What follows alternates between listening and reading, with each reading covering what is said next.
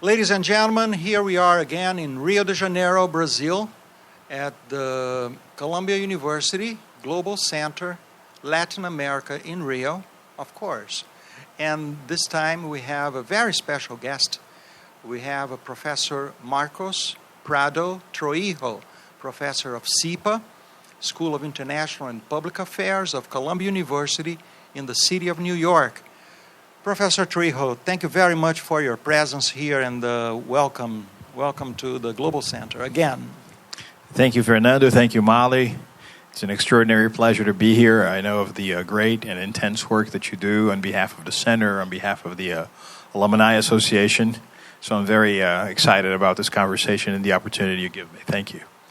If I may, I would like to gear this conversation, and I have to confess, Professor Troyjo, is quite intimidating to prepare an interview with a man that has so many attributes, social scientist, a writer, a diplomat, an entrepreneur, but ultimately a professor, an educator at heart, with a love for the students and the love for the well-being of those that one day will be leading the world in your position, in your seat at the United Nations, at Columbia, and so on.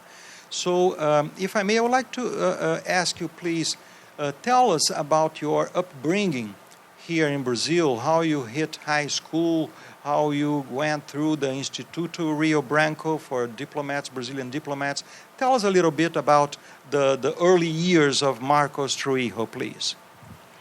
Well, Fernando, sometimes you find members of your family who have been in the social sciences or they were diplomats. It's quite common, especially by judging the Brazilian tradition. But I'm not like that. I mean, my father grew up in the interior of the state of São Paulo. He learned how to repair watches by mail, how to design jewels by mail. Then he became a member of the Commercial Association of São Paulo and started building his entrepreneurial career in jewelry. And my mother always worked with beauty. She had a beauty salon in São Paulo. But one thing that they appreciated deeply, and it's something that I owe to them in a major way, was they really appreciated the value of good education. So from a very young age, I was put at a school that had a very strong American influence to a certain extent, and in São Paulo, the Colégio Batista Brasileiro, the Baptist school, where I studied from the age of 4 to the age of 17, and then went straight into college.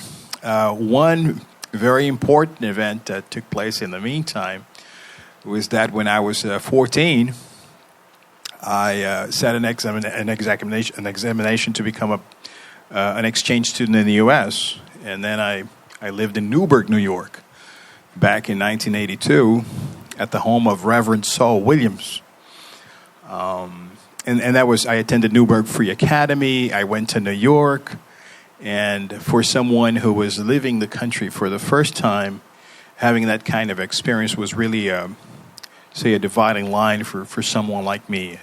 And I remember going to the United Nations, for example, and saying, wow, imagine what it should feel like to come here and work one day. And therefore, education played a very important part in the way I approached the world, how I thought of myself in the future.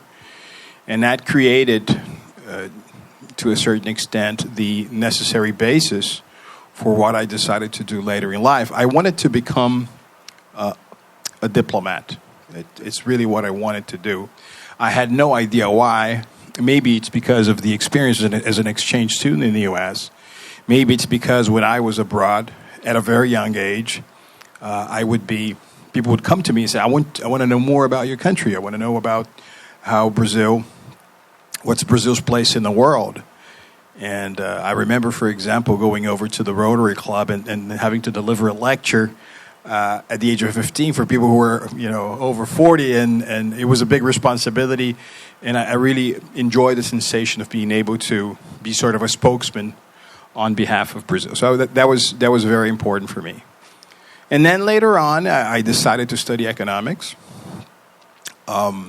At my first year as an undergraduate student of economics, I was sort of overwhelmed with all the mathematic witchcraft, right? An overdose of numbers and quantitative methods. And I said, my God, I have to do some more reading. I have to be more cultured. And at the time, I taught English as a second language to executives in the city of São Paulo. I went over to my parents and said, I would like to take a second undergraduate course at the same time, so I'm going to have less resources out of my own English as a second language teaching to support me. Can you help me? They said, yes, of course, your education is the most valuable thing for us. So I ended up taking economics and political science as undergraduate courses. And that sort of acted as the launch platform for later seating what was then one of the toughest entrance examinations for not only a public career in Brazil, but for a graduate school, which is the Rio Branco Institute, the Diplomatic Academy of Brazil. And then I was accepted at the academy at the age of 24, and that's how I got started. And tell me a little bit, I'm interested in knowing more about your experience at the Instituto Rio Branco. And was that at the point in your life when you started thinking about going to New York or going to further professional goals outside of Brazil? Well, Molly, the Rio Branco Institute appealed to me in a variety of ways. First, it was the possibility of having a stable and prestigious career.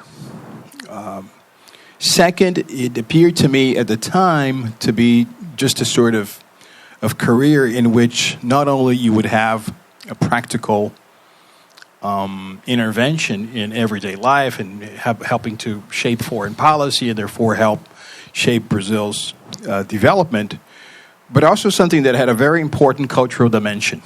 If you think about the history of Brazilian diplomacy, the gentleman who shaped Brazilian poetry post-war, João Cabral de Melo Neto, he was a diplomat.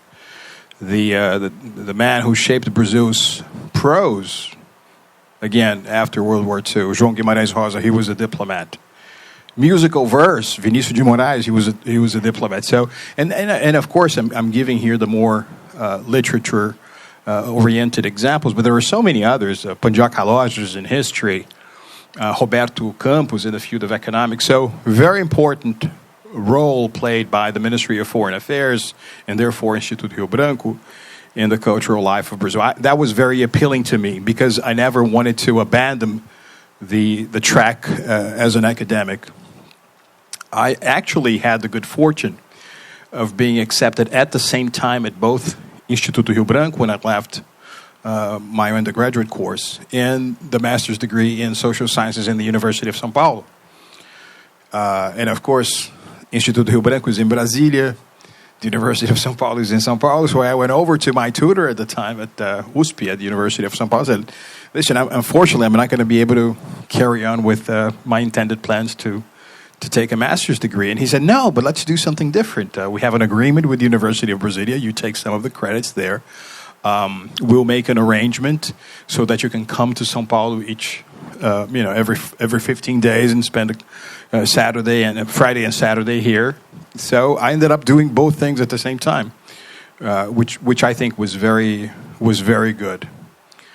So Instituto Rio Branco is basically the cradle of those who are going to become diplomats in Brazil. At the time, as I mentioned, very tough entrance examination, about 250 people, competing for one place. And as I spent 2 years there, I had lectures and classes with some of brightest minds, former presidents of Supreme Court, many state ministers, the most renowned diplomats. They all lectured at one capacity or another at Instituto Rio Branco.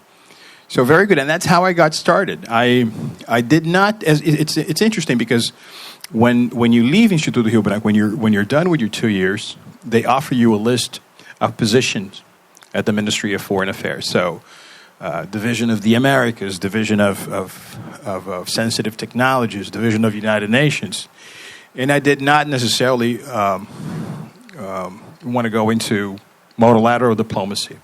I was very interested in doing things at the core of technology and development. So I went straight to work at the Division of Science and Technology. And since we're talking about the beginning of the 90s, this was sort of the birth of the Internet taking off, legislation on what was then called the Information Superhighway. So I was part of all that. And since even those subjects became more of agenda items at the United Nations, when Brazil was elected to become a non-permanent member of the United Nations Security Council in 1997, then I was fortunate enough to be invited to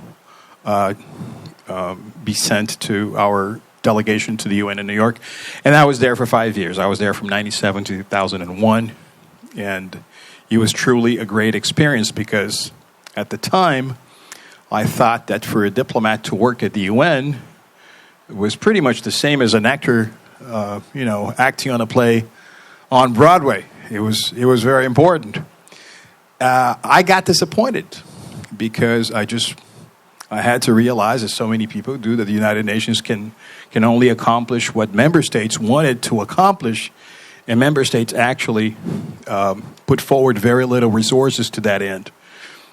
Like it or not, even in the heyday of deep globalization, we're still living a world of international relations where nation states have their own selfish self-interests.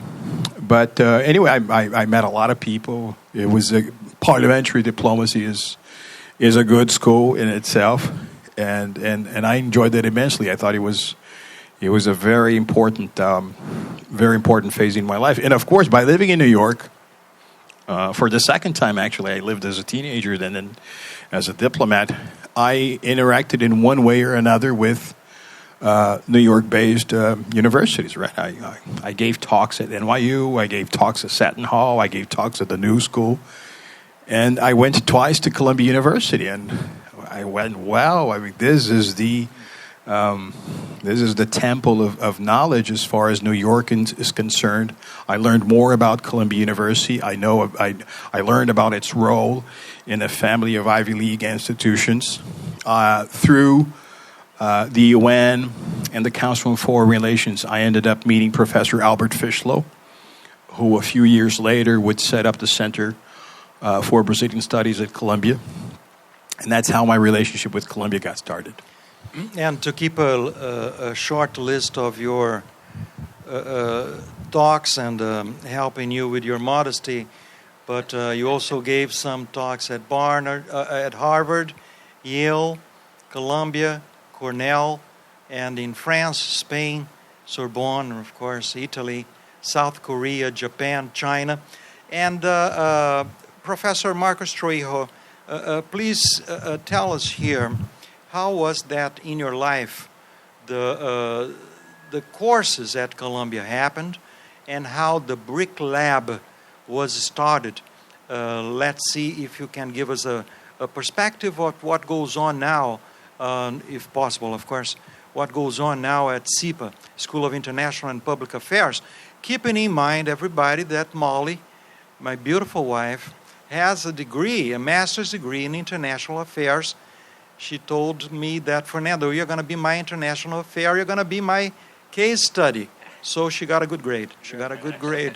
So, so how are things going at SIPA? How is your course going, the BRICS and beyond?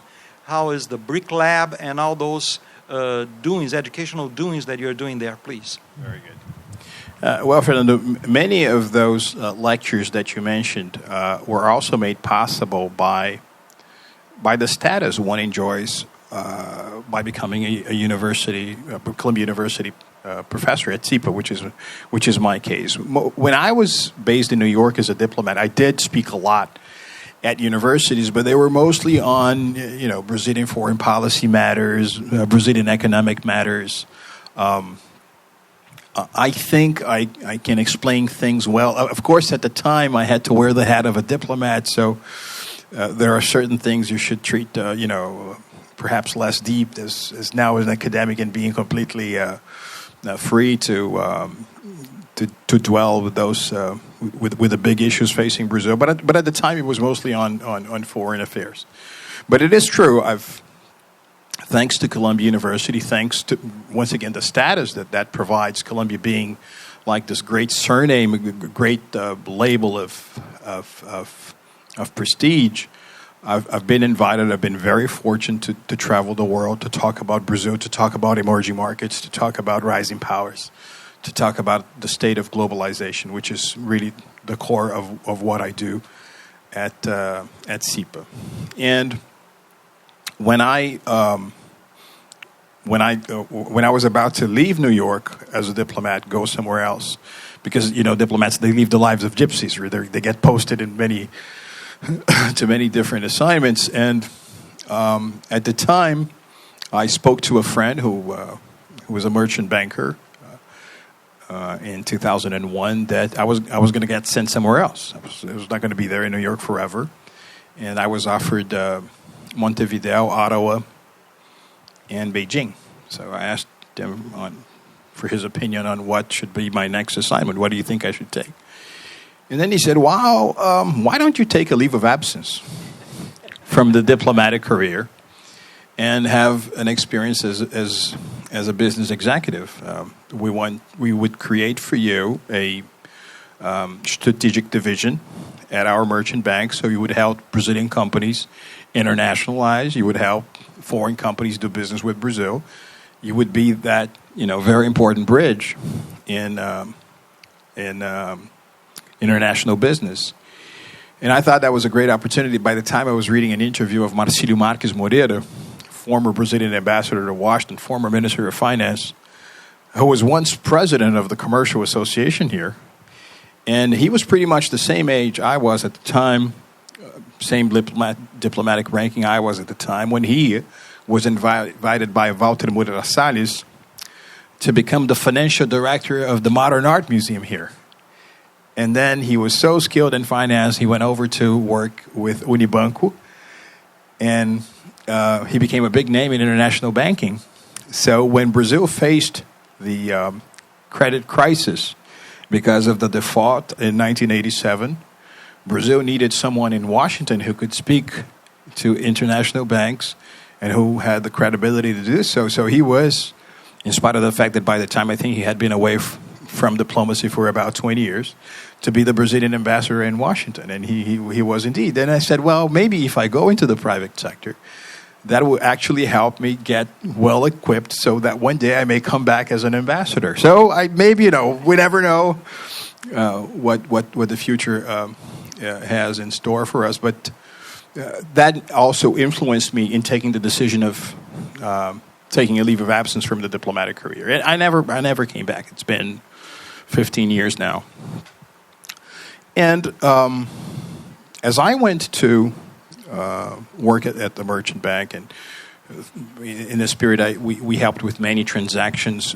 In 2003, Brazil enacted a law that allowed for up to 33% of media companies' capital structure to be taken over by foreign investors.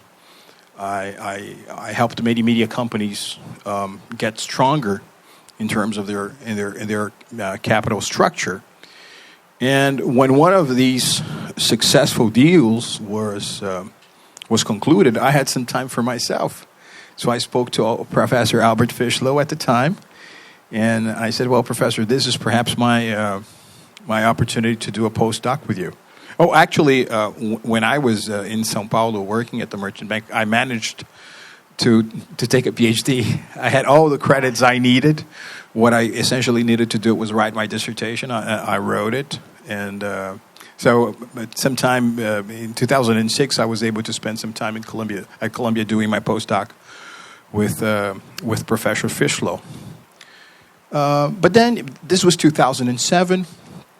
I had concluded my postdoc at Columbia. I sort of lost touch with Columbia. But then in 2010, I get an invitation by a professor who was then leading an emerging markets program at SIPA, Christian Deséglises. My very good friend, Christian Deséglises, a French banker, now at HSBC. At one time, he was the head of BTG Pactual in the United States. And if it is true, on the one hand, that Jim O'Neill, the former chairman of Goldman Sachs Global Asset Management, if it was Jim O'Neill that came up with the BRICS idea, Christian was the one to come up with the BRICS investment platform. So the first investment portfolio offered to the market in 2003 was done so by Christian. And he invited me to speak at his emerging markets program in 2010. And, after the talk, I thought he went considerably well. I told him, Christian, emerging markets, excellent. But emerging markets is basically everything from China to Greece, from China to Qatar. It's too wide, it's too vast. We have to narrow things down. And if we want to really make a difference in terms of creating the necessary academic concepts in this field, it should not only be about macroeconomic performance. It has to be about compared foreign policy, compared development strategies, compared analysis of the role of the elites. So why don't we do something on the BRICS, right? Why don't we call it the BRIC-Lab, right? Because let's experiment with this idea. And not only through research, because there's already a lot of research going on out there. It's a lot of academic density being produced in many different centers in the world. Let's work with graduate courses. Let's work with putting together a forum, not only for academics, but for business people, investors, the policy community. Let's work with executive education.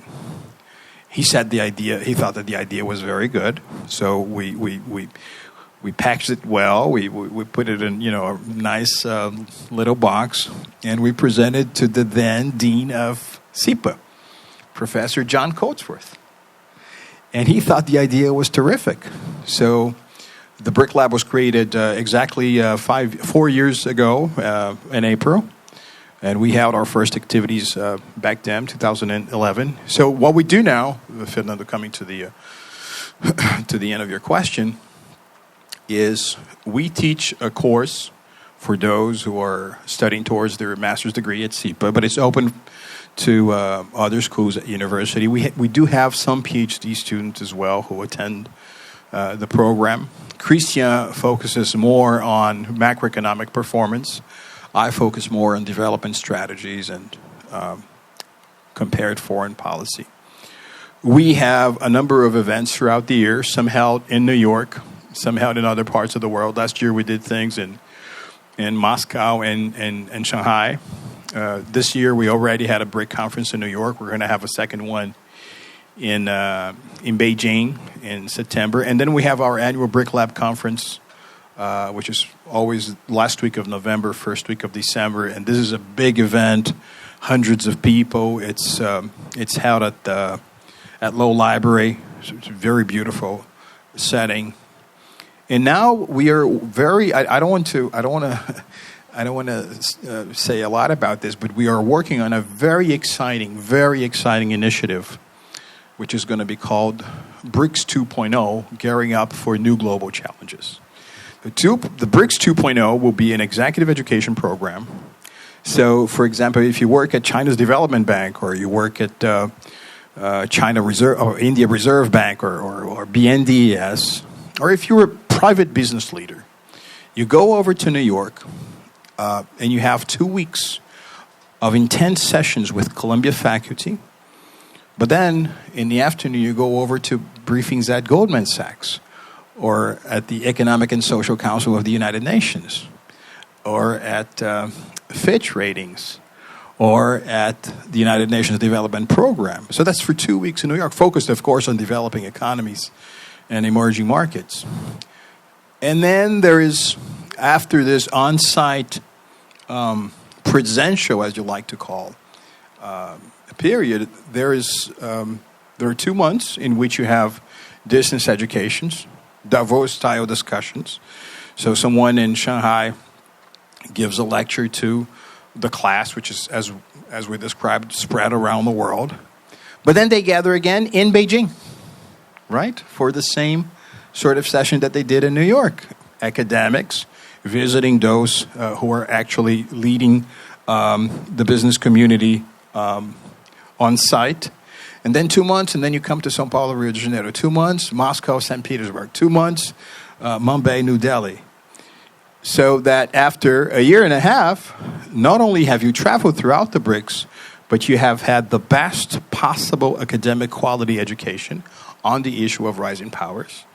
And you've also built a very impressive, dense network of those who will be leading the policy community and business for years to come. So this is very exciting. I hope we can announce it as soon as September this year and get started, spring 2016. I'm really thrilled about this. And the students will do all this work and get how many credits, Professor?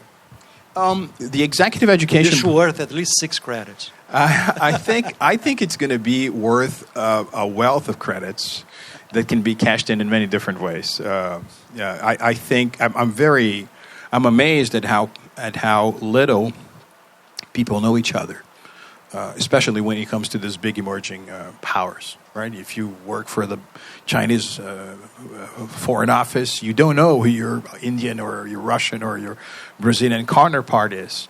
If you lead a solar energy company in Brazil, and you may want to tap into resources that are in China, you don't know how to do that. So I think this program, apart from all of the academic content, will be a very important leveraging tool for those who want to do business. Marco, something you said really interested me about selling this idea of the BRIC-Lab to John Coatsworth, who, as I understand at the time, was the dean of the School of International and Public Affairs. Has this association, do you think that Dean Coatsworth at that time, now Provost Coatsworth, has a broader vision for globalization of education that was at its inception at that point? I think so. I think Professor Coatsworth was very welcoming of the idea of setting up a forum on Brazil, Russia, India, and China, and having deeper focus on these 4 giants. And of course, later, when South Africa was accepted into the summit that gathers the leaders of the 5 nations, an important door opened to the African continent as well. And BRIC-Lab today is part of another very important initiative by Professor Coatsworth, which is setting up the Center on Global Economic Governance, headed by the eminent Czech economist Jens Wehner, who just yesterday won a major prize in labor economics it's called the ISA Prize, a very important award in the field of labor economics. So I think there's a very important concern on the part of SIPA to be at par with the evolution of globalization. In this regard, Molly, I think it's important to mention that I think universities around the world were preparing for an era of deep globalization only 20 years ago. Everyone was very enthusiastic about the World Trade Organization, about the reform of the United Nations, how globalization would spread. And education also suffered a blow. It was one of, unfortunately, the bilateral, one of the consequences of the Great Recession of 2008. And education sort of retrenched. In education, we lived a kind of deglobalization. But the global economy has been underperforming for the past 7 years. So I think, I like to say it at least, that in economics, in trade, and in international relations, and also in education, the next 15, 20 years will be about re-globalization. So I think by having established the global centers, and which is of course highly encouraged by Provost Coatsworth. Colombia has established the bridgeheads to this new phase in global affairs, which will be also very much shaped by the influence of technology.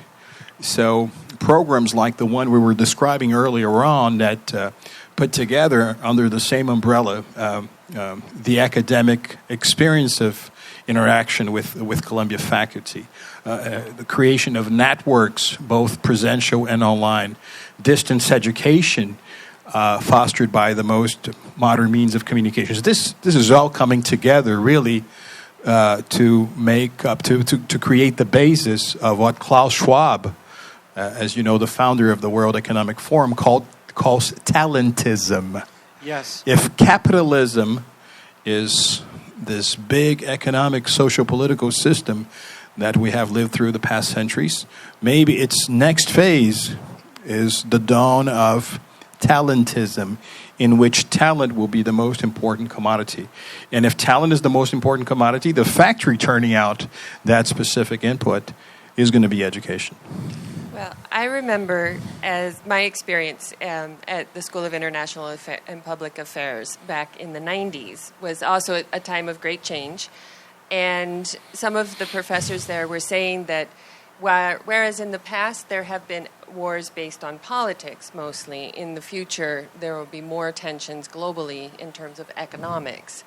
And I wonder how you see, I think much of that has come to pass. I mean, I think it did economics happen, yeah. is really the driving force in international relations at this time.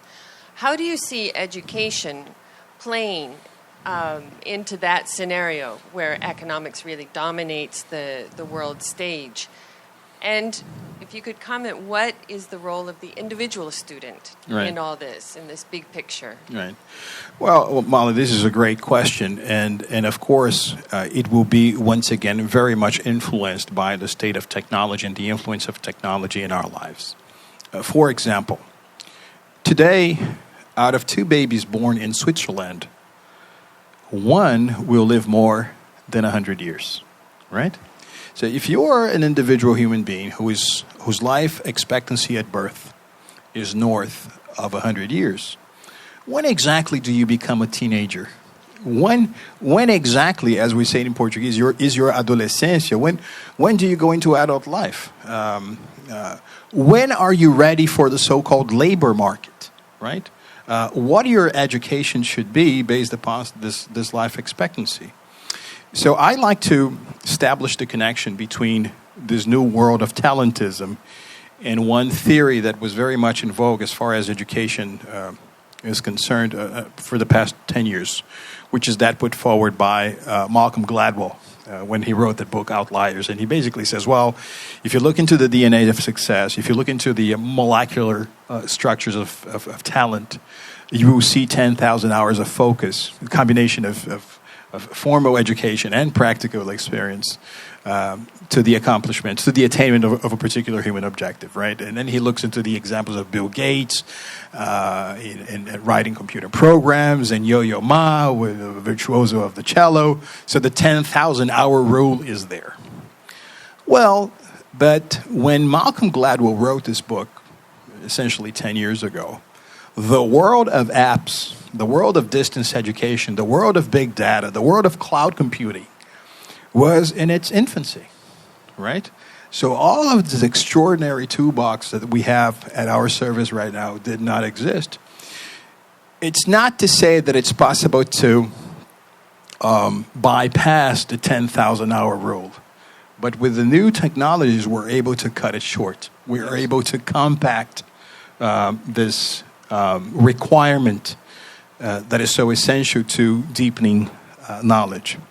So the question becomes, well, if talent is the global commodity of the future, if talent is the result of the 10,000 hours, if new technologies can cut the 10,000-hour rule short, what happens when you only take about 4 years to attain what was earlier the 10,000 hours, right? You're going to have to do something extra. You're going to have to do something next. So I think education and talent in the near future, Molly, will sort of do away with the traditional division between experts and generalists, right? General knowledge and vertical knowledge. We are going to see the rise of the nexialist, those who are able to establish connections. And that's what education should aim at.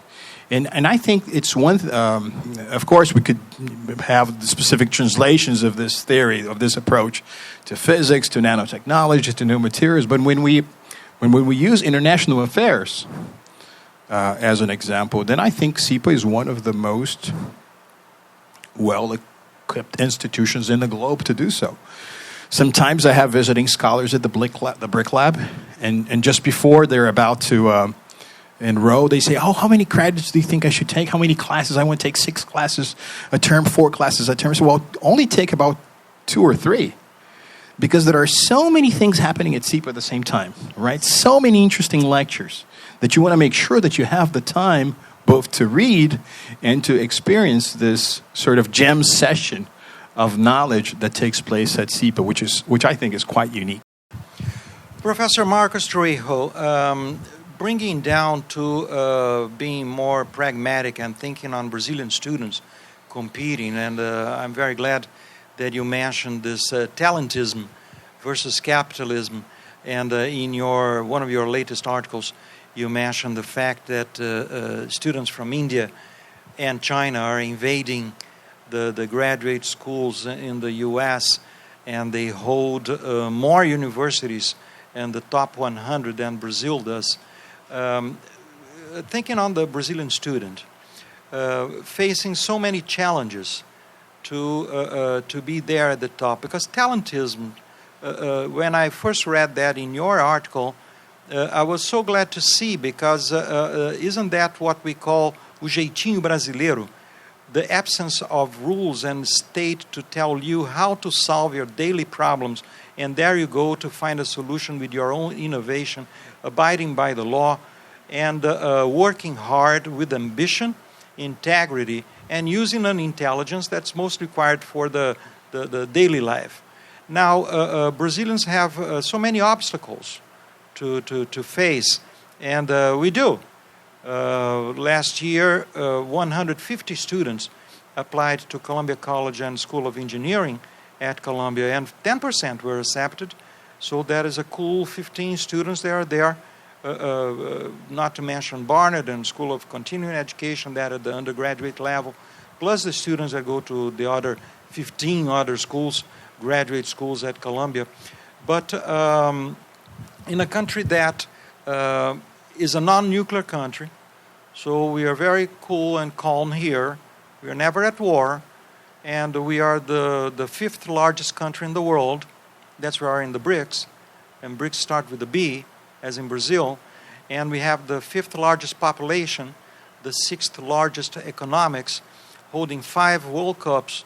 So we are very well here, but we students from Brazil face challenges, such as in some academic exams, entrance exams, such as the SAT subject tests, for example, just to mention one in the undergraduate level, where the exams are offered in Spanish, Italian, French, German, Hebrew, Latin, and other languages, but Portuguese, although Portuguese is the 3rd most spoken language in the Western Hemisphere, just behind Spanish and English, and our language is not considered as an SAT Columbia entrance exam. Our language is not, in the United Nations as an official language. We are one of the 11 countries in the United Nations that live in peace with all the other countries. So are we lagging behind, or are we a role model that should be followed by the other warring countries? What are our students facing these obstacles? So that's a question, I believe, not only for the educator, Marcos Troyjo, but also for the diplomat. How do you see that perspective? Yeah, well, Brazil's singularity, Brazil's scale, Brazil's history, Brazil's geography, really sets it apart from the rest of the world, sets it apart from our neighbors in our region. And it sort of creates a number of blessings which are very important and that are expressed in the way that we relate to the world. You have mentioned the peaceful relations we keep with essentially every single member of the United Nations. Brazil has been at peace with its neighbors for over 130 years. Brazil has led a bilateral agreement with Argentina as far as nuclear energy is concerned that has established the model for such agreements led by the United Nations in other regions of the world that have to solve their geopolitical differences as far as two neighboring nuclear states are concerned.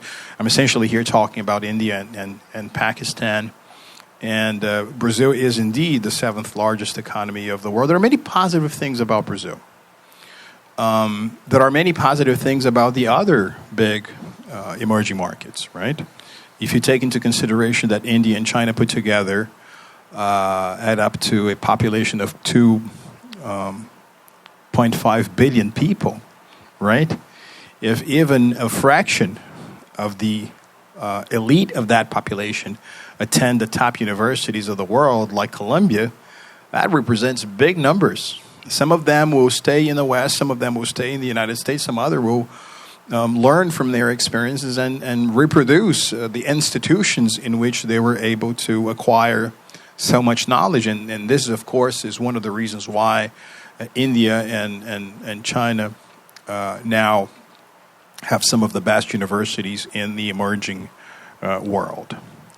For Brazilians, there are positive differentials when it comes to acceding to these great temples of knowledge, such as Columbia, and there are difficulties as well, as you've mentioned. For example, Brazil enjoys a free press. Brazil enjoys a capacity to work with abstraction, concept, improvisation that perhaps cannot be matched by the educational systems in either China or India. But then we have the problem of the language, and I think you're quite right there. According to UNESCO, a polyglot is someone who speaks two languages other than your own, right? In Brazil, only 1% of its population is polyglot, whereas in India, by the fact that they were colonized by the British, the numbers are much higher. China is making a very strong effort to make English a very essential part of its educational process. I was speaking to the CEO of a big American corporation a number of years ago, 5 years ago, and he was telling me at the time that in China today there are 300 million people studying English. And as it is only natural to consider that those 300 million should be, in their largest majority, under the age of 30. So it's possible to say that in about one generation, more than half of China's 1.4 billion population will be bilingual in Chinese and English, which already leads us to a very interesting conclusion. Today, there are more people studying English in India than in the United States, right? And of course, when we make that comparison, putting India in the picture, it works to the benefit of India. So Brazil does have a difficulty in that regard. Now, when I was at the United Nations 15, 20 years ago, I worked very hard. I was the press secretary of Brazil. I was responsible for the relations between Brazil and the United Nations Information Department. I worked very hard to make Portuguese a working language of the UN. And our delegation never managed to accomplish that. The UN has 6 working languages, right? I mean, 6 official languages: English, Russian, Spanish, Chinese, Russian, and Arabic. Did I say this right? Maybe I should. French, maybe? So no, of course. Sorry. It's English, French, Russian, Arabic, Mandarin Chinese, Spanish, and Spanish. That's 6. We have 6 official languages, but 3 working languages. So and Portuguese is not one of them. But what we did manage at the time was to establish a Portuguese language service at United Nations Radio and Television. So there's actually a team working with Everyday News at the United Nations, and they broadcast it to the Portuguese-speaking world. It's a very important accomplishment because it brings the reality of the United Nations and of the Portuguese-speaking countries to Africa, Asia, Europe, and of course to South America, to Brazil. But that is a very tough. There is a very, very tough challenge because it does not count on the empathy and the support of non-Portuguese-speaking nations. So, unfortunately, there's no way around for Brazilians today than to have the best possible skills in the English language, right? Which unfortunately creates a big difference in terms of the capacity to harmonize international competition vis-a-vis the other big emerging markets like China and India. But I like to think that this is sort of compensated for the other liberal arts access to free press that we have in Brazil. And sometimes I think that the greatest challenge is not exactly the language skills, is actually having the right information of how to apply to Colombia, how to prepare to Colombia, how to put together a strategy in order to be accepted at one of the greatest universities in the world. It's more about the road. It's more about the flight path than actually having, the necessary means to buy the air ticket. I couldn't agree with you more. College counseling is fundamental. I also wanted to follow up on this idea. When you were talking, I was thinking about, the idea of these executive education programs, for example, that are both on campus at Columbia and then also located in different major cities throughout the world, serving the same group of students, all taught in English, right? So, in order to participate in that kind of globalization of education, the English skills are really necessary from what you've said. But also, I think that, think back like 20 years ago, I don't know if that were so much the case, if English had that kind of prominence in education. Can you comment on that? Am I right or wrong? Well, English, Molly, has been dominant for a while. It's just that it's, I think,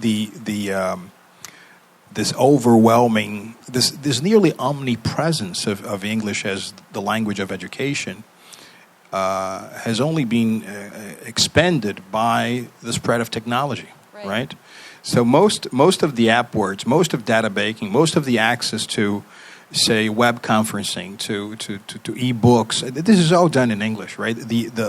For example, the knowledge material in the form of text, of written language, in English is about 95% of everything that's available on the web, right? And not only on the web, but on big data centers as well, right? So, and this is made possible also by the brilliance of companies that have led the digital revolution and therefore make it available. Other nations, other cultures have to adapt.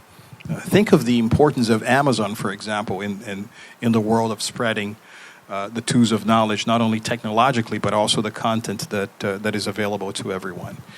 So I think it's been dominant for quite some time, but technology has made that dominance more present in the digital world. And of course, if we're talking about education for the 21st century, then digital tools have a central role to play, which is not necessarily wrong. I think sometimes, especially in Brazil, other Latin American countries as well, Fernando, there is this cultural resistance to English as a language because they see, well, this is the cultural dimension of imperialism, of a way of looking at the world. But if you look at Nordic countries, for example, or Scandinavia, right? Nearly 100% of that population is bilingual in their own language and in English, and they're not less Swedish because they speak English. They're not less Danish because they speak English. Germany is another example. Austria is another example. Central Europe, right, which is one of the dynamic hubs for the global economy right now, making a very strong efforts towards adopting English as a second language. So it's basically about having the instrument to deal with the next phase of globalization, both culturally and digitally. It's not to say that we're going to renounce our cultural heritage in Brazil, which is so rich.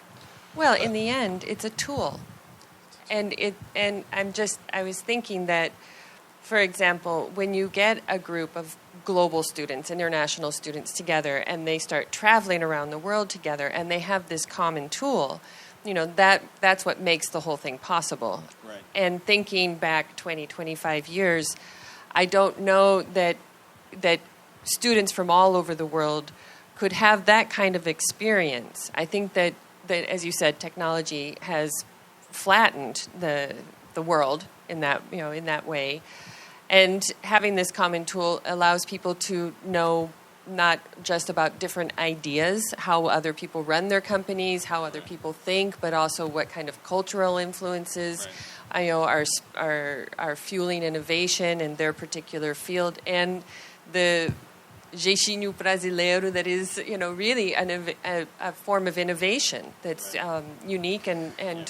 If I may intervene here, and I don't mean to steer, those moments in your past, Marcos, when you had to study hard on math, but above all the languages, there is the world of high literacy, and the people from professors such as yourself.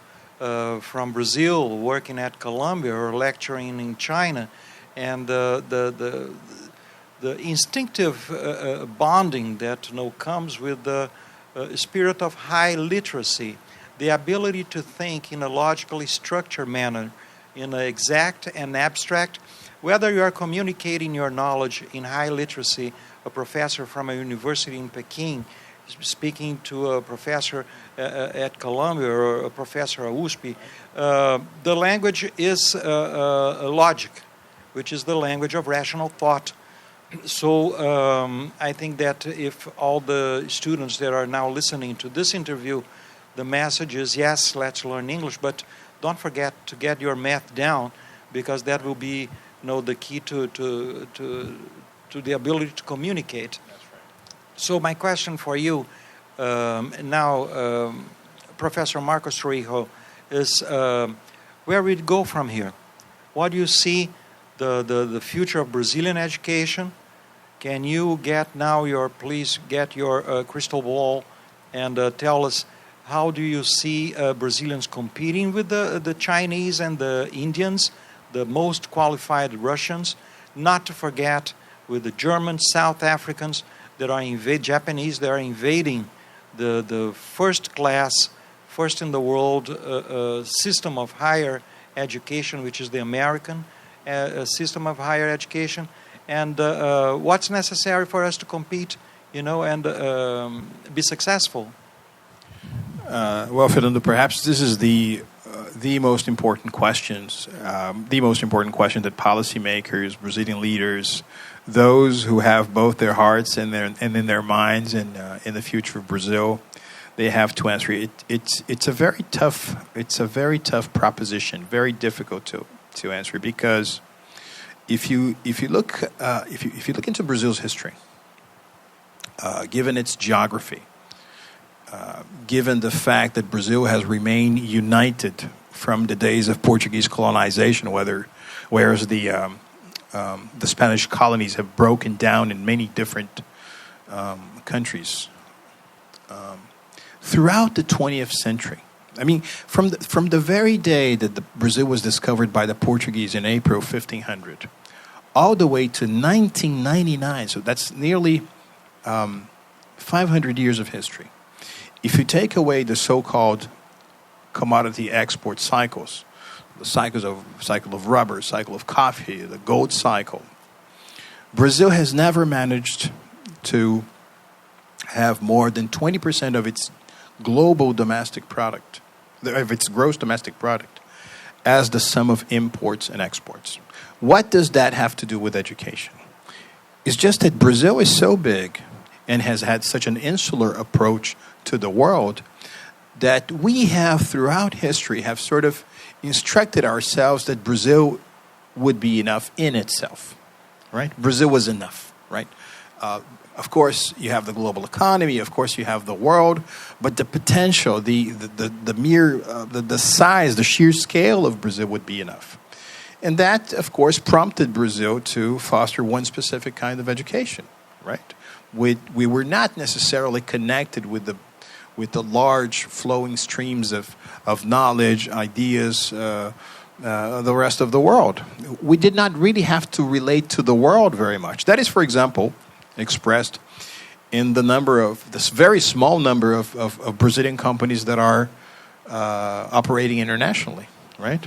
Brazil is a country of 200 million people, and it has 10 multinational corporations.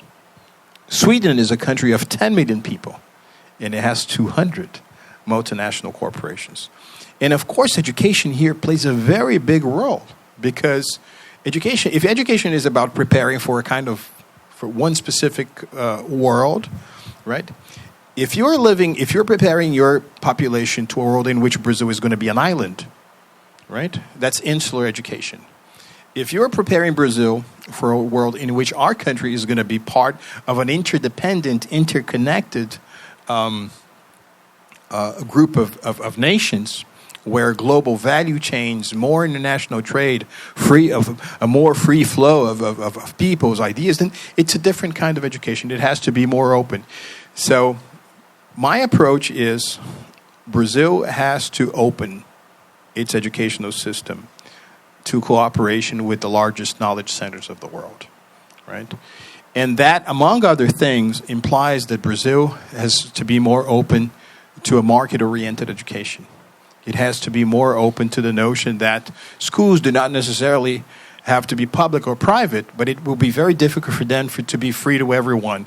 And by having that approach, understanding that it's going to be the tax burden on society that will pay for a number of people to have free education, especially at university level. We have to revolutionize that. This is expressed in another dimension, which is not very fortunate of Brazil. Brazil is not necessarily depositing a big number of patents in the World Intellectual Property Organization. Why? Because we're not geared to the world. We're not geared to global markets. We're not geared to a market-oriented education. This is going to be a slow process. I think the number of global quality level education is improving in Brazil. We have so many examples. We have INSPER, we have IBMEC, we have the Technological Institute of the Air Force in São José dos Campos, but we need more. We're going to have to. So this is going to be a sort of a two-way street. Brazil has to help itself, and one of the ways of helping itself is by establishing stronger ties with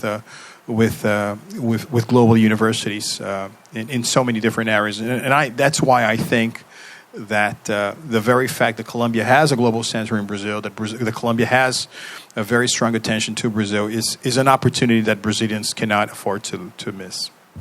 Of course not. Molly, do you have some last comments to wrap the show, or have another question? Well, frankly, I think I would have to go back and study Yes. everything you said, and then I would have more questions. It's been really, really wonderful to have you with us today. Thank you. Thank you, Professor Marcos Prado Troyjo. Thank you very much for your presence here. And in the name of the Columbia University Alumni Club of Rio de Janeiro, thank you again. Thank you.